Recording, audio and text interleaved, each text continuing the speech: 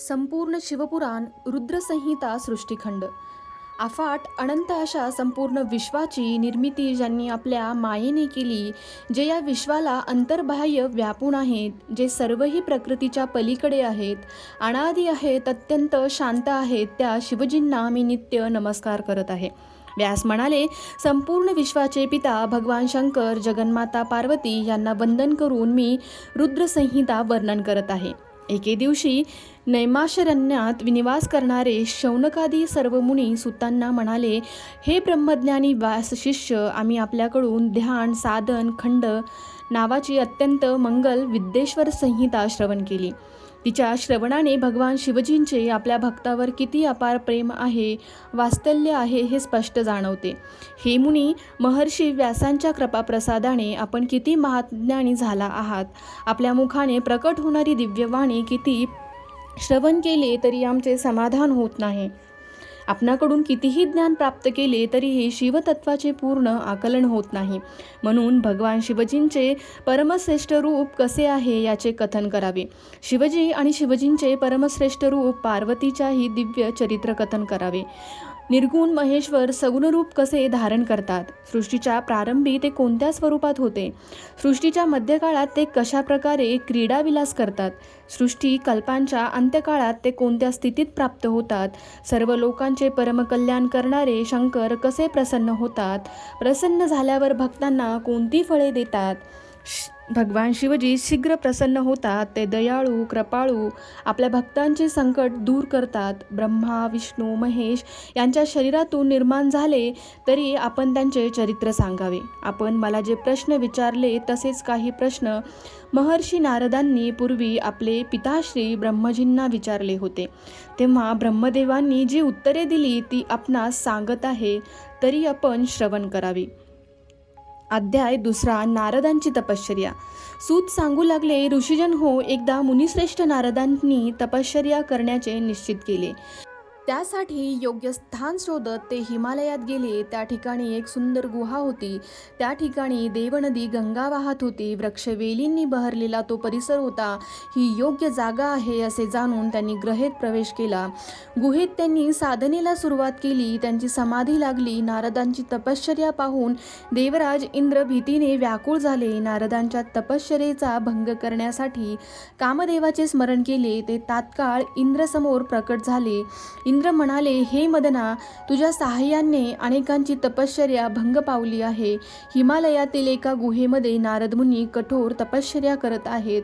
ते ब्रह्मदेवाकडून इंद्रप्रदाचे वरदान मागतील अशी भीती माझ्या मनात निर्माण झाली आहे. त्या तपस्येचा भंग करावा म्हणून तुला येथे बोलवले आहे. इंद्राच्या आज्ञेनुसार कामदेव वसंत ऋतूला घेऊन हिमालयामध्ये आले. नारदांच्या गुहेमध्ये प्रवेश करून विविध कलांनी त्यांची तपस्या भंग करण्याचा प्रयत्न केला, परंतु नारदाच्या मनात कोणताच विचार निर्माण झाला नाही. याचे कारण हे श्रवण करा. पुरातनकाली भगवान शिवजींनी याच ठिकाणी तपश्चर्या केली होती. कामदेवांनी त्याची तपश्चर्या भंग करण्याचा प्रयत्न केला. त्यावेळी शिवजींनी त्यांना भस्म करून टाकले. ते पाहून रती अतिशय व्याकुळ झाली. तिने आपल्या पतीला जिवंत करण्यासाठी देवांना प्रार्थना केली. शंकरांना दया आली. त्यांनी सांगितले, काही कालावधीनंतर कामदेव जिवंत होतील, परंतु या स्थानापासून चौफोर दृष्टी फिरवल्यावर जेवढा जेवढा भूभाग दिसेल तेवढ्या परिसरावर देवाच्या मायेचा काही प्रभाव पडणार नाही. या कारणामुळे नारदांची तपश्चर्या भंग पावली नाही. शिवजीच्या शापामुळे कामदेवाचे काही चालले नाही. ही गोष्ट इंद्राच्या ध्यानी आली. नारदांना वाटले, आपल्यामुळेच कामदेव पराजित झाले. ते कैलासावर आले आणि कामदेवावर आपण विजय मिळवला असे त्यांनी कथन केले. त्यावेळी रुद्रदेव मनोमन हसले आणि नारदांना म्हणाले, तुम्ही कामदेवावर विजय मिळवला पण कोणाला सांगू नका. नारद आता ब्रह्मलोकात आले आणि ते ब्रह्मदेवाला म्हणाले, मी कामदेवांना जिंकले. नारदांना अभिमान झाला आहे हे ब्रह्मदेवांनी ओळखले. त्यांनी नारदांना पुन्हा सांगितले की हे कोणाला सांगू नको. नारद विष्णुलोकी आले आणि त्यांना कामदेव आपण जिंकले असे सांगितले. ही शिवजींची माया आहे हे त्यांनी जाणले व नारदांनी स्तुती केली. त्यामुळे नारद सुखावले आणि संचार करण्यासाठी निघाले. सूत म्हणाले, महर्षी जनहो, नारद गेल्यावर शिवजींच्या इच्छेनुसार तात्काळ आपली माया प्रकट केली आणि अतिशय रमणीय असे अद्भुत नगर प्रकट केले. स्त्री पुरुषांना विहार करण्यासाठी आणि बगीचे निर्माण केले. त्यामध्ये रंगबेरंगी सुवासिक फुले निर्माण केली. या नगरीमध्ये शीलनदी राजा राज्य करीत होता. त्याला अतिशय सुंदर कन्या होती. तिचे स्वयंवर करण्याचे आयोजन केले होते. यासाठी अनेक राजकुमार आले होते. नारदांचे त्या नगरीमध्ये आगमन झाले. ती प्रसन्न रमणीय नगरी पाहून नारद मनमोहित झाले. नारदांनी राजवाड्यात प्रवेश केला. शीलनिधी राजाने त्यांच्या सिंहासनावर बसविले. त्यांचे पूजन केले. आपल्या कन्येला नारदांना नमस्कार करण्यासाठी बोलविले. तिचे लावण्य पाहून नारद विस्मित झाले. नारदांनी राजाला विचारले, देवकन्येसारखी ही सुंदर कन्या कोण आहे? राजा म्हणाला, ब्रह्मर्षी, ही माझी कन्या ही उपवर आहे. तिचे लवकर स्वयंवर करण्यात येणार आहे. तिला साजेल असा राजकुमार मिळावा अशी माझी इच्छा आहे. तरी हिच्या भाग्यात काय आहे हे आपण मला सांगावे. तिला पाहून नारदाच्या मनात तिच्या प्राप्तीची इच्छा निर्माण झाली, पण त्यांना काही बोलता येईना. राजास म्हणाला, तुझ्या कन्येला भाग्यवान पती लाभेल. शिवासमान त्याने कामदेवांना जिंकले असून तो वैभवसंपन्न असेल. नारदाचे उद्गार ऐकून राजाला धन्य धन्य वाटले. नारद तेथून निघून गेले. शिवमायेमुळे नारदाच्या मनात राजकन्येचा विचार सतत येऊ लागला. नारद विष्णुलोक गेले आणि त्यांना सारा वृत्तांत सांगितला. आपल्या मनातील इच्छा प्रकट केली. आपणास सुंदर रूप द्यावे अशी विनंती केली. विष्णूंनी त्यांना आपल्यासारखे मनोमोहन रूप दिले आणि माकडांचे तोंड दिले. नारद पुन्हा त्या राज्यात आले. आपणास आता राजकन्या माळा घालणार असे त्यांना वाटू लागले. राजकन्या मंडपात आली. अनेक राजपुत्रांना पाहिले. विष्णूसारखे रूप दिसले ते नारद होते, परंतु चेहरा वानरांसारखा होता. तेवढ्यात विष्णू तेथे प्रकट झाले आणि त्यांनी राजकुमाराचे रूप घेतले. राजकन्येने त्यांना माळ अर्पण केली आणि तिला घेऊन ते निघून गेले. सर्वजण आश्चर्याने पाहत होते. नारदांना आश्चर्य वाटले. आपला चेहरा आरशात पाहून त्यांना आश्चर्य वाटले. त्यांनी रुद्रगणांना शाप दिला. ती शापवाणी ऐकून हे शिवइच्छेने घडले असे म्हणत ते शिवस्तुती करत स्वस्थानी गेले. ऋषी म्हणाले, सूतजी, आपण कथन केलेल्या कथेवरून शिवमाया ही किती विलक्षण आहे याची जाणीव झाली. आणि त्यानंतर पुढे नारदांनी काय केले हे सांगा. सूत म्हणाले, विष्णूने आपणाबरोबर कपट केले हे जाणून नारद रागाने विष्णुलोकी आले. नारद म्हणाले, विष्णू, आपण माझ्याशी कुटिलपणाने का वागलात? तुम्ही माझ्या भरसभेत घोर अपमान केला. त्यामुळे मी तुम्हाला शाप देत आहे. तुम्ही मनुष्य योनीत जन्माला याल. त्यावेळी तुम्हाला स्त्री विरह सहन करावा लागेल. वानराचे सहाय्य घेऊन तुम्हाला आपले कार्य सिद्धी करता येईल. त्यानंतर शिवजींनी आपल्या मायेला आवरून घेतले. त्यामुळे श्री नारद पूर्वपदावर आले. त्यांना आपण शाप दिल्याबद्दल पश्चाताप झाला. त्यांनी श्रीहरीचे पाय धरले आणि चुकीबद्दल माफी मागू लागले. प्रायश्चित्त विचारू लागले. नारदांची ही अवस्था पाहून विष्णूच्या हृदयात दयाभाव निर्माण झाला. ते म्हणाले, शिवजीच्या इच्छेने सर्व गोष्टी घडल्या आहेत, तरी आपण खेद करू नये. तुम्हाला नरकात जावे लागणार नाही. शिवजीच्या कृपेने तुमचे कल्याण होईल. शिवजीचे निर्गुण स्वरूप सच्चित आनंदरूप आहे. त्यांना शिव म्हणतात. ते परमात्मा, परब्रह्म, परमेश्वर, महादेव इत्यादी नावाने ओळखले जाते. ते ब्रह्मा, विष्णू, महेश या 3 स्वरूपात प्रकट होतात. ते मायेचे नियंता आहेत. नारद, आपण सर्व प्रकारचे संशय त्यागा आणि भगवान शंकराचे गुणगान गात राहा.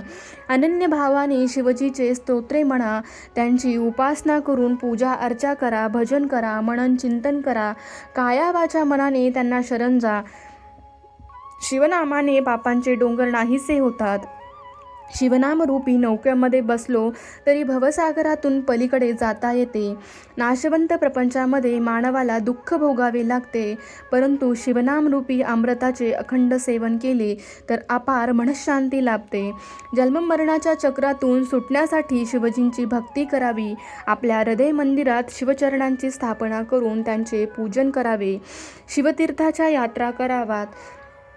काशी हे शिवजींचे अत्यंत प्रिय असे स्थान आहे. विश्वनाथांचे तेथे वास्तव्य आहे, त्याचे पूजन करावे. ब्रह्मदेव हे शिवभक्त आहेत, त्यांना वंदन करा. शिवजींची महिमा त्यांच्याकडून समजून घ्या. आजपासून शिवपूजेला प्रारंभ करा. ते प्रसन्न होऊन तुम्हाला मुक्ती प्राप्त होईल. शिवभक्तीचा उपदेश करून विष्णू अंतर्धान पावले. सूत म्हणाले, महर्षींनो, भगवान विष्णू अंतर्धान पावल्यानंतर नारद शिवलिंगाचे भक्तिभावाने दर्शन घेत भूलोकी संचार करू लागले. त्यांनी विविध शिवतीर्थाला भेटी दिल्या, शिवलिंगाचे पूजन केले. नारद पृथ्वीवर संचार करत असताना शाप दिलेले दोघे शिवगण त्यांचे समोर गेले. त्यांनी नारदांचे पाय धरले आणि म्हणाले, आम्ही शिवजींचे गण आहोत. आपले मित्र राजकुमारीचे स्वयंवराच्या वेळी मायामोहाने भ्रमित झालो होतो, तेव्हा आम्ही आपली थट्टा केली. आमच्याकडून अपराध घडला तरी आपण आम्हाला क्षमा करावी. आम्हाला शापातून मुक्तता द्या. शिवगणांची प्रार्थना ऐकून नारद म्हणाले, शिवगण हो, आपण तर महादेवाचे निस्सीम भक्त आहात. शिवजींच्या इच्छेनेच माझी बुद्धी भ्रष्ट झाली होती, म्हणून मी तुम्हाला शाप दिला. या अपराधाबद्दल तुम्हीच मला क्षमा करावी अशी विनंती आहे. माझी शापवाणी व्यर्थ जाणार नाही. विश्ववाच्या वीर्यापासून तुमचा जन्म होईल. तुम्ही कुंभकर्ण आणि रावण या नावाने प्रसिद्ध व्हाल.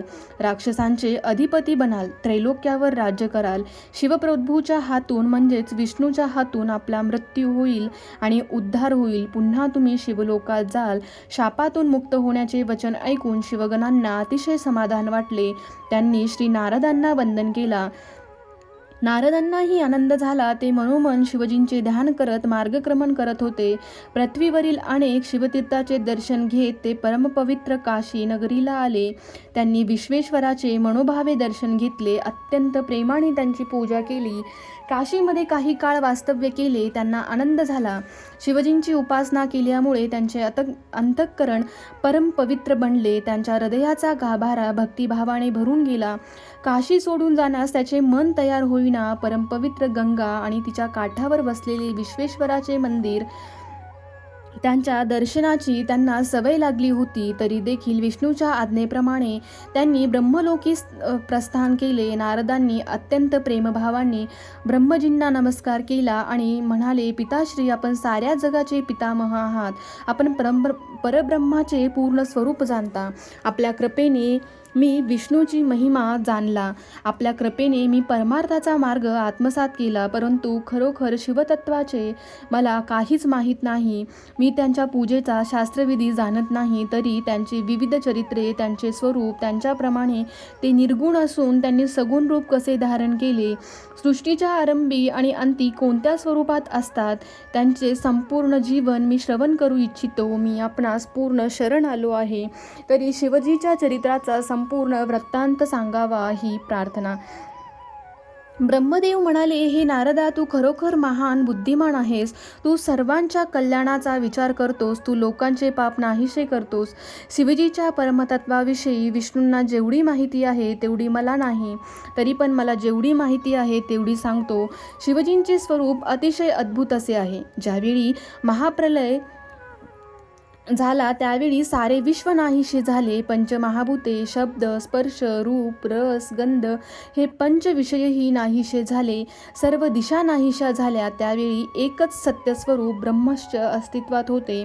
ते ब्रह्मस्वरूप म्हणजेच शिवतत्व हे अनंत आहे, ज्योतिस्वरूप आहे, सर्वव्यापी आहे, सर्वाचे आदी कारण आहे. त्याचे शब्दाचे वर्णन करता येत नाही. वेदालाही त्याचे वर्णन करता येत नाही. मी एक आहे, अनेक व्हावे हे स्फुरण निर्माण झाले. आपल्या लीलाशक्तीने आपलीच मूर्ती निर्माण केली आणि अमरत्वाचे मूर्तस्वरूप म्हणजे सदाशिव होय. त्यालाच ईश्वर म्हणतात. सदाशिवांनी आपल्या शरीरातून प्रकट केलेल्या शक्तीला प्रधान प्रकृती, गुणवती व माया असे म्हटले जाते. विकारसहित असून बुद्ध तत्वाची जननी आहे. तिला अंबिका, सर्वेश्वरी, प्रकृती, नित्या, आदिकारण असे म्हणतात. त्या अंबिकेला 8 भुजा आहेत. तिच्या हातात विविध प्रकारची अस्त्रे आणि शस्त्रे आहेत. ती एकाकी असली तरी संयोगवश अनेक होते.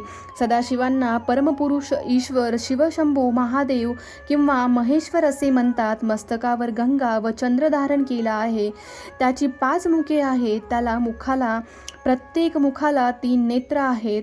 त्यांनी अंबिकेच्या सहाय्याने शिवलोक नामक क्षेत्र निर्माण केले. ते परमपवित्र स्नान म्हणजे काशी. एके दिवशी शिव व शिवा शक्ती व अंबिका आनंदवनात विहार करत होते. त्यांना एक सुंदर पुरुष निर्माण झाला. ते विष्णू नामाने ओळखले जाऊ लागले. त्यांनी शिवभक्तीच्या सांगण्याप्रमाणे तपश्चर्या केली. त्यांना परब्रह्माचा साक्षात्कार झाला. विष्णूच्या अंगातून घामाच्या धारा तपश्चर्या परिश्रमामुळे निर्माण झाल्या. सर्व जलमय झाले. त्या जलात ते राहू लागले. त्यामुळे त्यांना नारायण म्हणू लागले. नार म्हणजे जल व त्यात शमन केल्यामुळे नारायण. त्यातून प्रकृती निर्माण झाली. त्यापासून 3 गुण व विविध अहंकार उत्पन्न झाले. अहंकारापासून शब्द, स्पर्श, रूप, रस, गंध, पुढे पंचमहाभूते निर्माण झाली. त्यापासून ज्ञानेंद्रिये व कर्मेंद्रिय या तत्वामध्ये पुरुषाला सोडून बाकीचे तत्वे प्रकृतीपासून निर्माण झाली. त्यामुळे ती जड आहेत. ब्रह्मदेव नारदांना म्हणाले, हे देवर्षी, विष्णू विशाल जलाशयात शयन करत होते तेव्हा शिवजीच्या इच्छेने त्यांच्या नाभीतून एक मोठे कमळ उत्पन्न झाले. शिवजींना मला उजव्या अंगातून प्रकट केले. मला विष्णूच्या नाभी कमळात ठेवले व स्वतःच्या मायेने मोहित करून मी जणू काय त्या कमळातून उत्पन्न झालो आहे असे दाखविले. माझ्या मस्तकावर त्रिपुंड तिलक होते. शिवमायेने मोहित झाल्यामुळे मला कमळाशिवाय दुसरे काहीच दिसत नव्हते. मी कोण आहे? कोठून आलो? माझे कार्य काय? मी कोणाचा पुत्र? मला कोणी निर्माण केल्या? अशा अनेक प्रश्नांनी मी गोंधळून गेलो. कमळाचा देठ पाण्यात गेला आहे. तेथे आपण जावे म्हणून मी कमळातून खाली उतरलो, पण मला काही अंत लागला नाही. पुन्हा वर आलो तर कमळही दिसेना. त्यावेळी आकाशवाणी झाली, तपश्चर्या कर. त्याप्रमाणे मी तपश्चर्या केली. त्यानंतर भगवान विष्णू माझ्यावर अनुग्रह करण्यासाठी प्रकट झाले. त्यांचे नेत्र कमळासारखे होते. त्याच्यावर 4ही हातांमध्ये शंख, चक्र, गदा व पद्य होते. त्यांच्या मस्तकावर दिव्य मुकुट होता. त्यांनी अंगावर अनमोल आभूषणे होती. त्यांचे मुखकमल अत्यंत दैदप्यमान होते. मी त्यांना हात जोडून आपण कोण आहात असे विचारले, कारण मला काहीच माहीत नव्हते. विष्णू म्हणाले, वस्ता, मी तुझे स्वागत करत आहे. तू निर्भय राहा. सर्व कामना मी पूर्ण करेन. त्याचे बोलणे ऐकून माझ्यातील रजोगुण प्रकट झाला. मी त्यांना म्हणालो, मी स्वयंभू आहे. सर्व विश्वाचा आत्मा आहे. सर्व जगाचा मी कर्ता आहे. मी पितामह आहे. वेदांनी मला परमश्रेष्ठ म्हणून गौरवले आहे. असे असताना देखील आपण मला वस्ता म्हणून कसे काय संबोधले याचे कारण मी समजत नाही. त्यावेळी विष्णू म्हणाले, तू माझ्यापासून उत्पन्न झाला आहेस. तू मला विसरला आहेस. मायेने तू मोहित झाला आहेस. मी विश्वाचा निर्माता, पालनकर्ता आणि संहार करता आहे. व्यक्त अव्यक्त विश्व ही सर्व लीला माझी आहेत. मी बुद्धी निर्माण केली. तिच्यातून अहंकार, पंचन्माता, पंचमहाभूते आदीप्रमाणे सर्व भौतिक सृष्टी उत्पन्न केली. असे आम्ही बोलत असता एक अग्निस्तंभ म्हणजे ज्योतिर्मय लिंग प्रकट झाले. या अग्निस्तंभाचा आरंभ आणि अंत आम्हास काही कळलाच नाही. त्यामुळे आम्ही हात जोडून त्या ज्योतिर्मय लिंगास प्रार्थना केली की आपला आदी अंत कळत नाही, तरी आपण कोण आहात ते आम्हास सांगावे. ब्रह्मदेव नारदांना म्हणाले, मी आणि विष्णू त्या दिव्य अग्निस्तंभाच्या रूपात प्रकट झालेल्या परमेश्वराच्या दर्शनासाठी अतिशय उत्सुक होतो. हात जोडून दर्शन देण्याची प्रार्थना केली. त्यावेळी अचानक अग्निस्तंभातून अर्थात त्या ज्योतिर्मय दिव्य लिंगातून ओंकार शब्दरूप नाद प्रकट झाला. प्रारंभी हा ओंकार कोठून प्रकट होतो ते काहीच कळेना. आम्ही त्या आवाजाचा शोध घेऊ लागलो. त्यावेळी विष्णूला त्या लिंगाच्या डाव्या बाजूला सनातन अधिवर्ण अकाराचे, डाव्या बाजूला ओकाराचे व मध्यभागी मकाराचे दर्शन झाली. त्या अक्षरामात्रातून ओंकाराचा ध्वनी होतो. ओंकारामधील आकार हा सूर्यासमान होता. उकार हा अग्निसमान दीप्यमान होता. मकार हा चंद्रासमान शीतल देणारा प्रकाश होता. त्यावेळी वर पाहिले ते अमृत स्वरूप परब्रह्माचा साक्षात्कार झाला.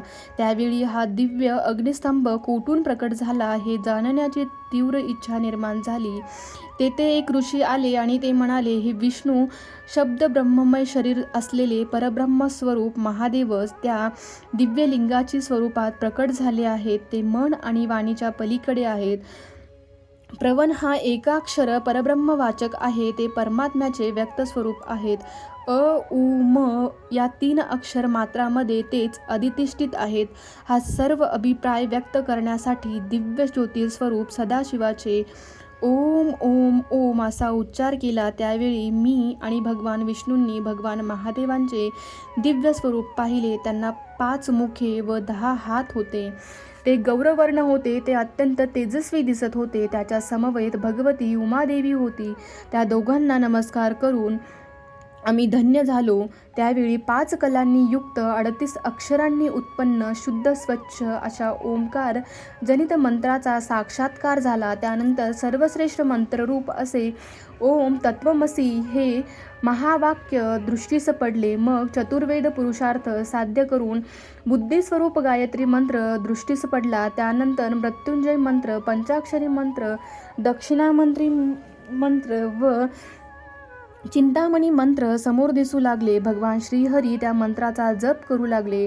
त्यानंतर ऋग्वेद, यजुर्वेद, सामवेद हे ज्याचे स्वरूप आहे, त्यास ईश्वराचे ईश्वर स्वरूप आहेत, जे सर्वांना प्रिय आहेत, ज्याचे अंतःकरण अतिशय सौम्य आहे, तो पुराण पुरुष आहे, जे देवांचे देव आहेत, जे माझे अधिपती आहेत, ते उत्पत्ती स्थिती संहार करते आहेत, जे परमकल्याणकारी आहेत, ते वरददायक सांब सदाशिवाची मी आणि श्री विष्णूंनी अंतःकरणपूर्व प्रेमस्तुती केली. ब्रह्मदेव पुढे नारदांना म्हणाले, मी आणि विष्णूंनी केलेली स्तुती ऐकून भगवान शिव अतिशय प्रसन्न झाले. त्यांनी आपले अक्षर ब्रह्मवय दिव्य स्वरूप आवरून घेतले व स्वगुण रूपाने साकार झाले. त्याच्याबरोबर भागवती उमा होती. त्यांची 5 मुखे, 15 नेत्र, मस्तकी जटा, त्यावर चंद्रकोर, भाडी, त्रिपुंड, नीलवर्ण कंठ, 10 भुजा, सर्वांगी भस्म लावलेले, विविध आभूषणांनी युक्त सर्वांग सुंदर आदिनाथांचा उमेसहित पाहून आम्हाला अतिशय आनंद झाला. हात जोडून आम्ही त्यांची स्तुती केली. त्यानंतर त्यांनी आम्हाला वेदाचे ज्ञान दिले. आम्ही नमस्कार केला. त्यांना म्हणाले, हे महाप्रभू, हे कशामुळे प्रसन्न होतो? आपले पूजन कसे करावे? आपले कार्य कोणते? हे जाणून घेण्याची इच्छा आहे. भगवान शिव म्हणाले, हे श्रेष्ठ देवांनो, आपल्या शुद्ध भक्तीने संतुष्ट झालो आहे. माझ्या लिंगाची पूजा करा. लिंग हे माझे स्वरूप आहे. त्या पूजनाने पूजा काला इच्छित फल प्राप्त होते. हे ब्रह्मा, तू माझ्या आज्ञेत सर्व सृष्टीची रचना कर. हे विष्णू, हे सर्व सृष्टीचे पालन कर. शिवजी म्हणाले, मी स्वगुण आहे, तसा निर्गुणही आहे. मी सच्चिदानंद स्वरूप परमात्मा आहे. मी निर्विकार परब्रह्म आहे. मी सृष्टीची निर्माती करतो, त्याचे पालन करतो आणि त्यांचा संहारही करतो. मीच ब्रह्मा, विष्णू व रुद्र हे 3 स्वरूपे धारण करून कार्य करतो. म्हणजे निर्गुण परमात्मा कोणत्याही स्वयंयोगनात बंधन प्राप्त होत नाही. रुद्र हे माझे स्वरूप असून त्याच्यात व माझ्यात भेद करू नये.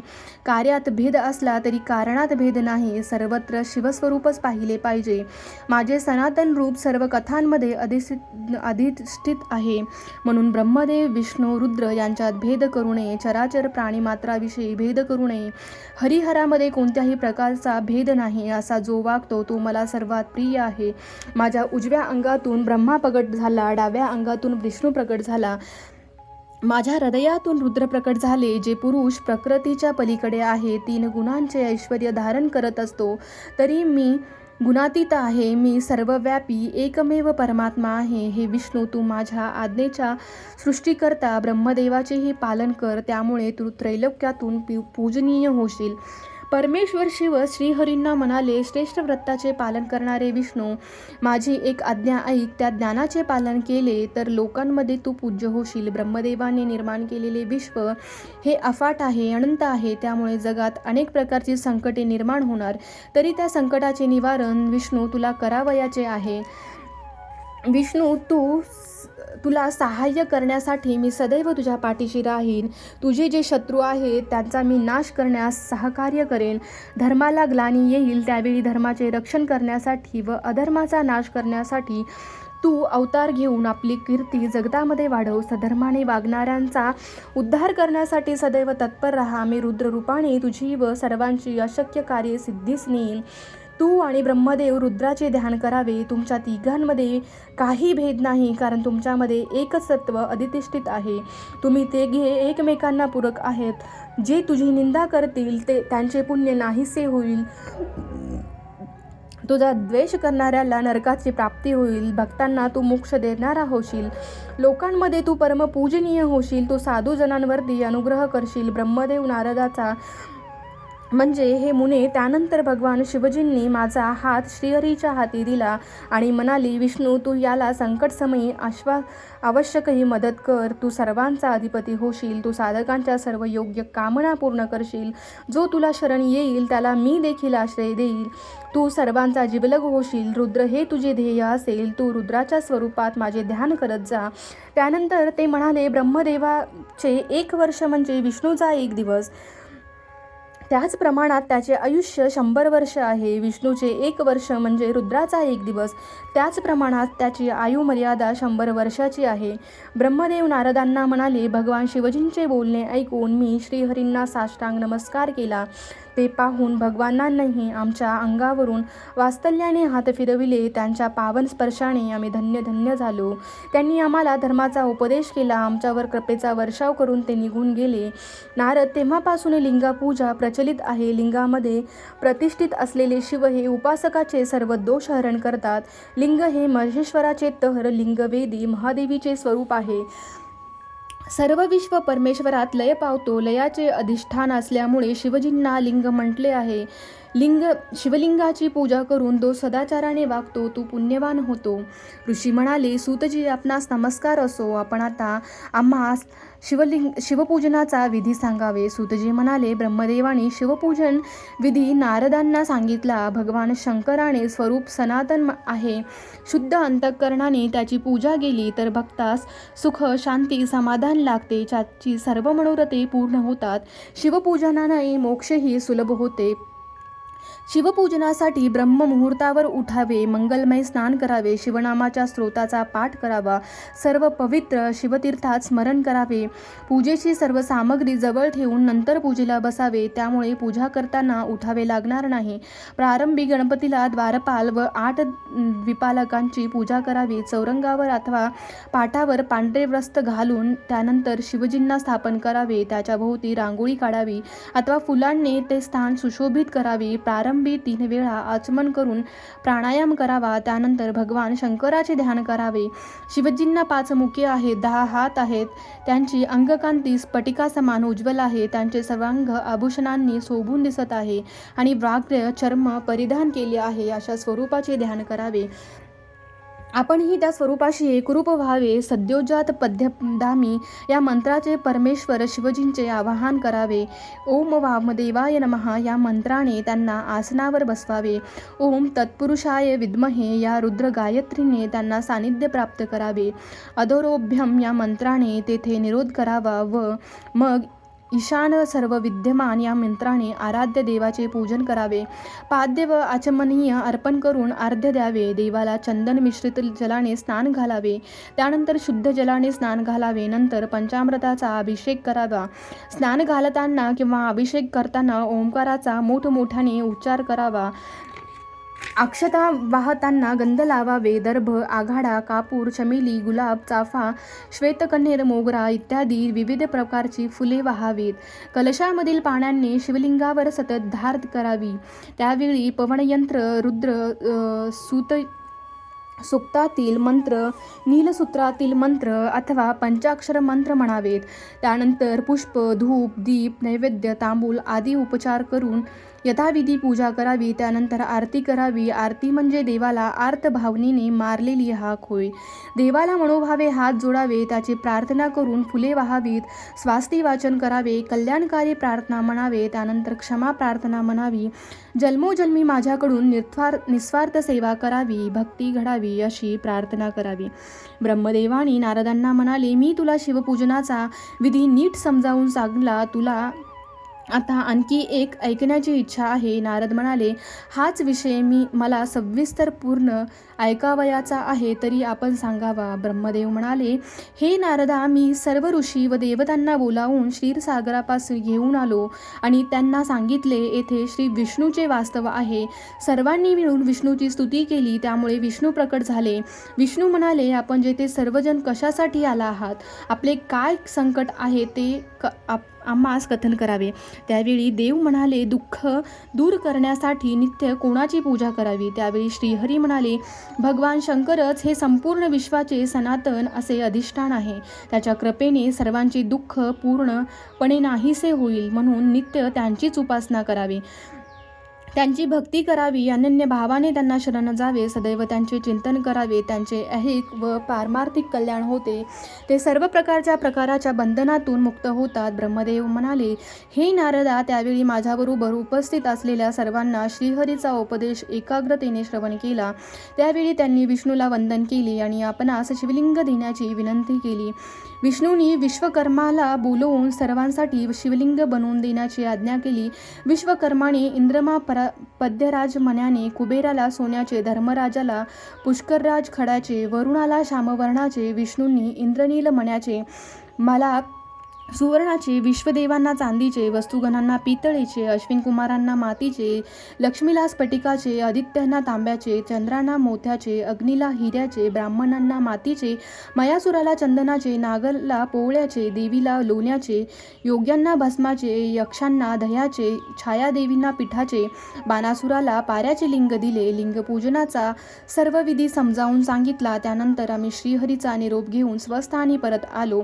ध्यान हे ज्ञानाचे साधन आहे. ध्यानाने शिवतत्वाचा साक्षात्कार होतो. देवपूजेने मनुष्य शरीर निर्मळ होते, त्यावर ज्ञानाचा रंग चढतो. ज्ञानाने मनुष्य मनातील सर्व प्रकारचे भेदभाव नाहीसे होतात. द्वैताचा अंधकार नाहीसा होतो आणि अद्वैताचा प्रकाश सर्वत्र प्रसरतो आणि माया या बंधनातून मुक्त झाल्यावर मनुष्याला शिवपद प्राप्त होते. गृहस्थाश्रमी मनुष्य भगवान शंकराचे पूजन करावे.